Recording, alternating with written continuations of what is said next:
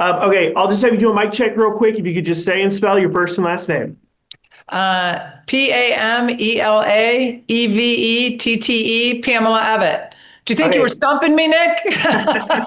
No, I mean, we actually started our first interview. I had you tell everybody how to say your name. And by the end of the election, I think most people have gotten it, but there's still some people that don't seem to have it right. I think it I might. know. Um, It was funny. I was at what news station was I in Colombia? I think it might have been ABC's affiliate. Well, anyways, he said, "Oh, I've been practicing your last name. It's Evett." And I said, "Oh my gosh, good job." there My you go. husband was with me. He was sitting in the corner and he goes, "And today we have with us on set Pamela Evette." And Yep. everybody just started laughing. Yeah, I sent a note to our team and I'm like, hey guys, just so everybody's on the same page, this is how you say it, so that we look intelligent, at least as intelligent as we can.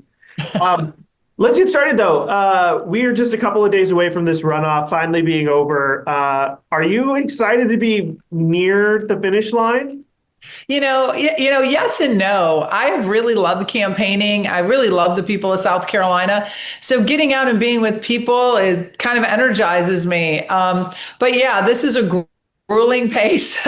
I was just so honored to take this top spot last Tuesday, but it's the quickest victory lap you ever take because you take one lap and then you just get back to the reality that you have 14 more days of campaigning to go on.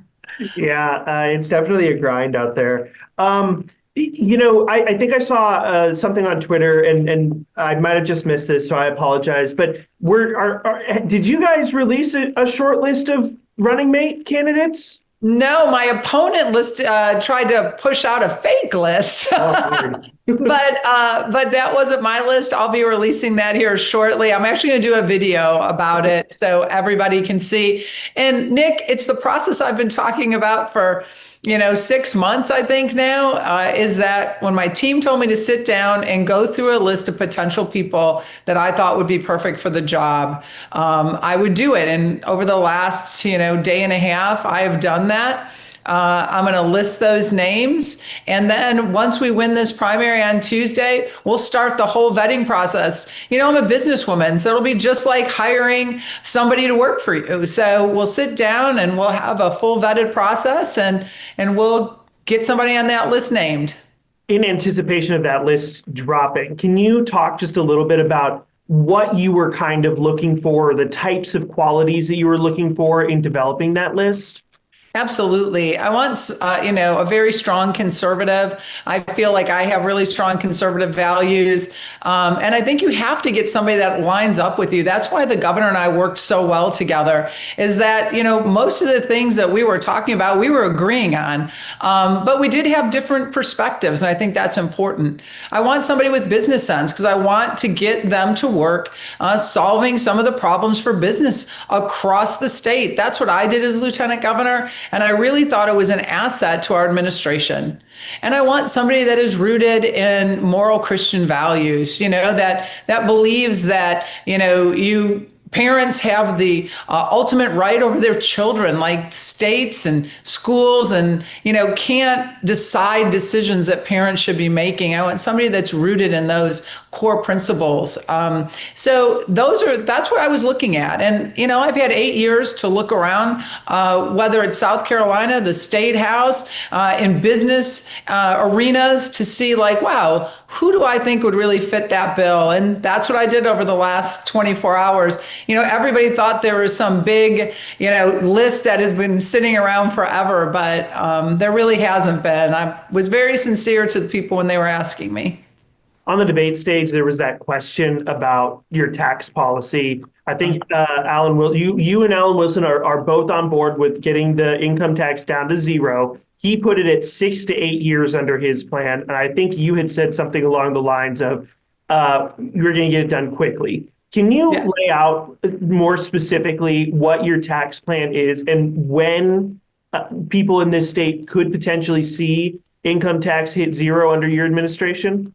So on day one, we're going to start the process because that's what the people of South Carolina, I don't care what county I was in, They want more money in their pockets, their hard-earned money. And they cite the fact that Tennessee, Florida, Texas, they've done it, and we can do it, and we will do it. I'll continue on with the tax cuts that the governor and I have done, and I'll eliminate them. And we're going to do that really, it's very simple, actually. We're going to cut down spending, just like everybody does in their own home or their own business. We're going to lean in on technology, because when you do that, you can root out any waste, fraud, or abuse very easily. And you can start running efficiently. And any business owner will tell you that when you're running efficiently, then your bottom line starts to increase. We're going to pair that up with getting rid of useless regulations. Here in South Carolina, you and I have talked about this in the past, over 80,000 regulations. I can tell you as a business owner that the one thing that will really make it difficult to do business is the hurdles of government regulation. I have pledged that we should sunset them in front of the General Assembly. Let's get rid of what's old and outdated. Let's keep what we find that we need, but let's make sure that it's not written so broad that bureaucrats that are, sitting in government can put their finger on the scales of how they're going to interpret it. That really is hard on businesses when they don't have predictability. But you have not set a time frame on when the income tax could hit zero. Working with the General Assembly, we could have that done within 2 years. I think that's realistic. I have worked with the General Assembly for 8 years, and sitting down and getting things done is something that the governor and I have had great success with within the General Assembly. I think it's important to know that communication, cooperation, and collaboration really does work. People are weary, Nick, when they turn on the TV and they just see the fighting in DC. They really begin to get weary of government, and I never want that to happen here in South Carolina.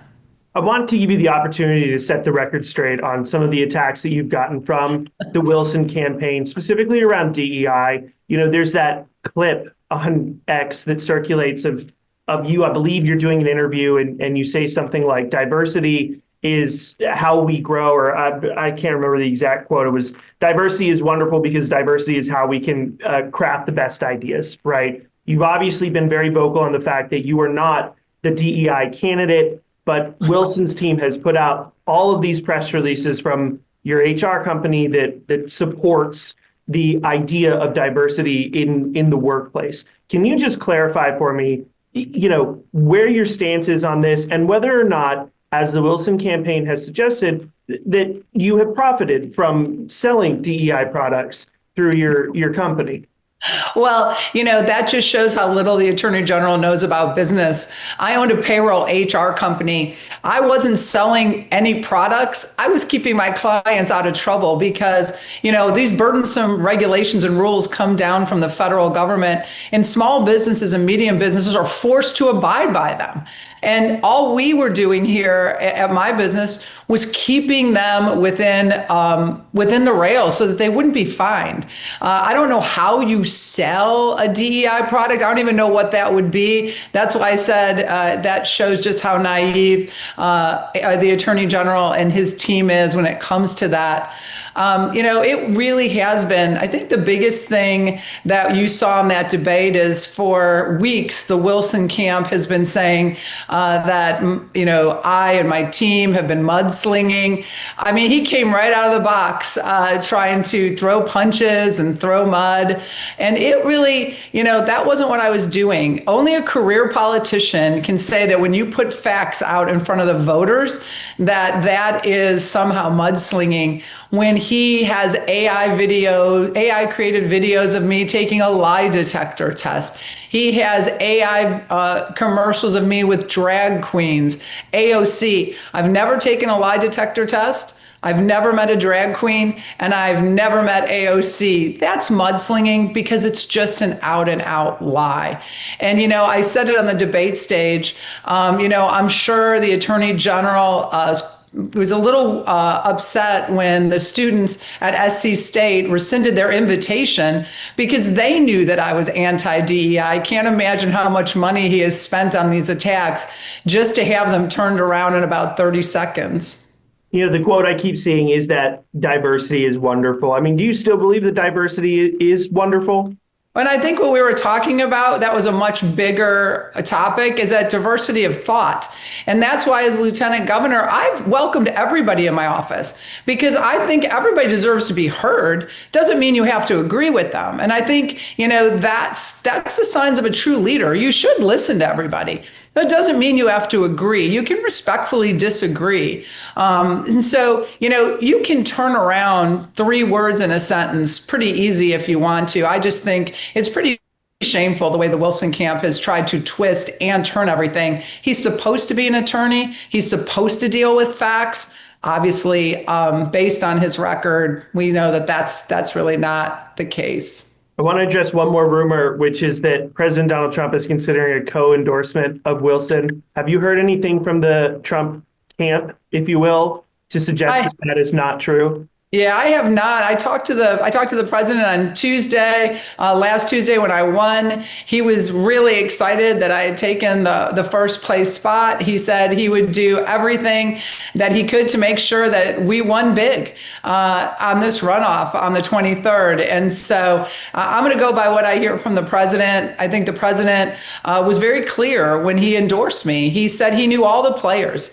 and that I was the only one that had the qualifications to bring the America First agenda right here to South Carolina. So you don't think that's going to happen? Well, no, I don't. I have no reason to think otherwise. The president was very clear, and usually the president doesn't beat around the bush. No, fair enough. Well, I want to wrap this up here for you. I know you've got plenty of other places to be and a lot of other stops to make on the campaign trail here. But, what is your final message to voters before, well, honestly, early voting here ends in about an hour. But what's your final message to voters here before the polls open on Tuesday?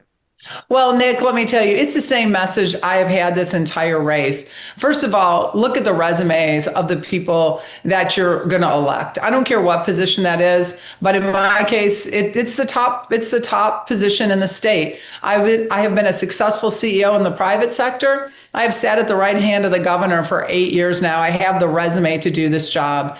And I think that the debate, it made it blatantly clear, crystal clear, the choice you have now. There's 2 candidates. You can choose from a Trump-endorsed businesswoman or a career politician who has never ran a business, who doesn't understand what it takes, who doesn't understand the challenges that businesses face, and obviously isn't hearing the cry from people that they want more tax dollars back in their pocket. I mean, facts are facts. The Attorney General took 126% pay increase. On the flip side, the governor and I, we said no to the pay increases that the General Assembly came to us. And I was really clear during the debate that I knew, the governor knew, we both felt very strongly that we knew what these positions paid when we took them. We did not feel that it was right to take any pay increase during our time in office, and we didn't. But yet the Attorney General did take 126% pay increase. He also gave $70 million in a no-bid contract to his prior law firm with the settlement of Savannah Riverside. The governor, who is always very tempered, I think everybody can agree he is truly one of the last statesmen, felt that was so egregious. He wrote a letter and sent it to the Attorney General. It was released in the press. That was entirely too much. So if you're running on the fact that you want to eliminate state income tax, maybe that's why his plan is stretching from 6 to 8 years, because, there is so much built into his plan. So for me, it's all about doing the right things, putting taxpayer dollars where it needs to go, and putting money back in people's pockets. All right. Well, thank you, Lieutenant Governor. I really appreciate your time, and good luck out on the campaign trail for the last couple of days. Thanks, Nick. It's great seeing you again.